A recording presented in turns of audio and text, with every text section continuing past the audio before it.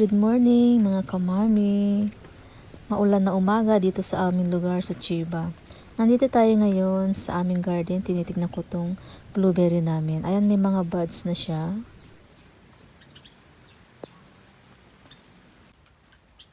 Medyo warm na ang panahon dito sa aming lugar. Kaya mumulaklak na naman ang ating mga halaman. At tignan natin ang ating strawberry. Ayan. Meron na rin siyang bulaklak.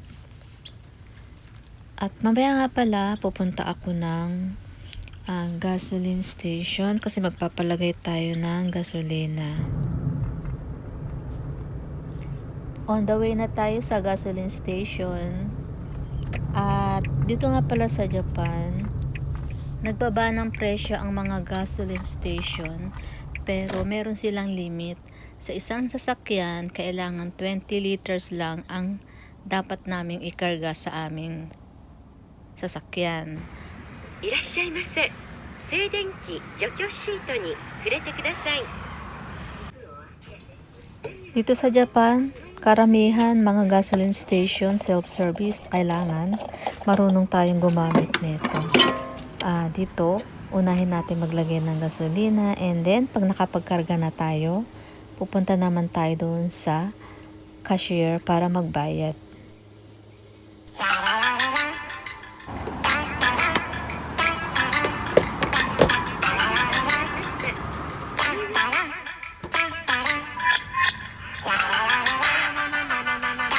Pagkatapos natin magpagasolina, punta naman tayo ngayon dito sa Coin Laundry.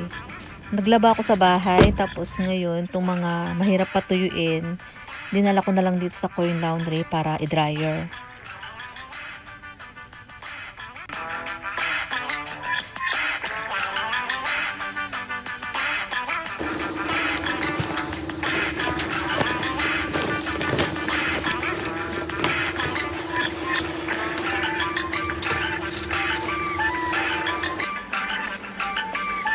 Nga pala akong dalang coins, kaya magpapalit ako ng barya.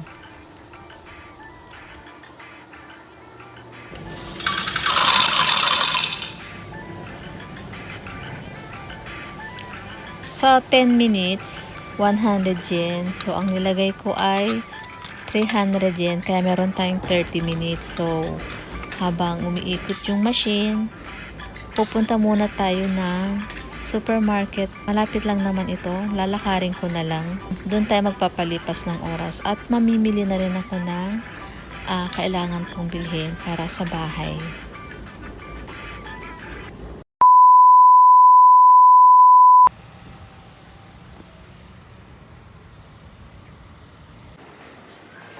Sale na yung mga winter clothes nila, Kasi dito sa Japan, month ng March, April, and May, ay spring na dito. So, warm na ang weather niya. Kaya, papalit na sila ng mga display nila. So, yung mga pang winter, ibabagsak na nila yung presyo.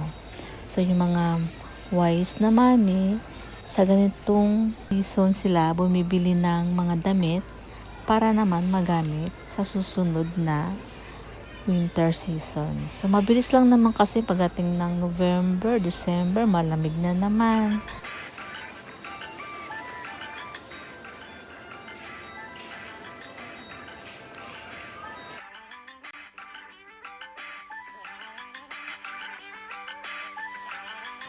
Alam nyo ba, nung last week, nagpanic buying ang Japanese sa toilet paper. Dahil nga, diba, nagkakagulo dun sa kabilang bansa, baka magkaubusan daw ng gasolina, and tataas ang presyo nito. So, kaya namakyaw na sila. Pero sabi naman sa news na maraming stock na toilet paper at huwag magpanik. Habang mababa ang presyo, nagbilihan na sila para nga naman, diba? Tataas talaga ang presyo ng mga bilihin pagka nagkaubusan na ng gasolina. No? Alam niyo naman ng mga Japanese, lagi yang ready. Lagi silang nag-iimbak. Ako naman, nagpanic buying ako sa tubig dahil takot talaga akong maubusan ng tubig. So, yun talaga ang una kong iniipon.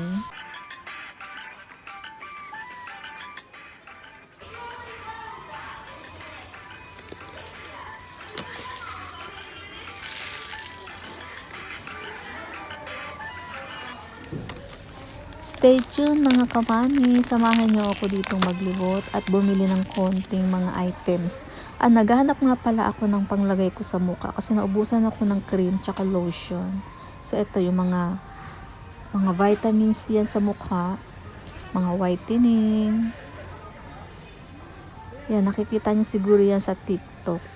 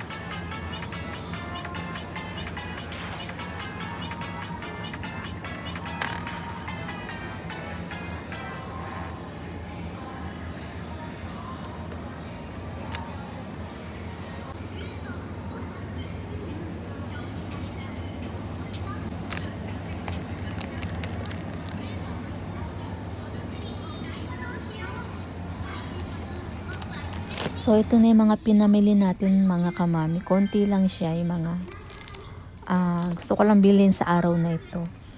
At ayun, uwi na tayo dahil ako'y gutom na at baka tapos na rin yung pina-dryer natin doon sa Queen Laundry. So, punta na tayo sa cashier at mag-check out na tayo.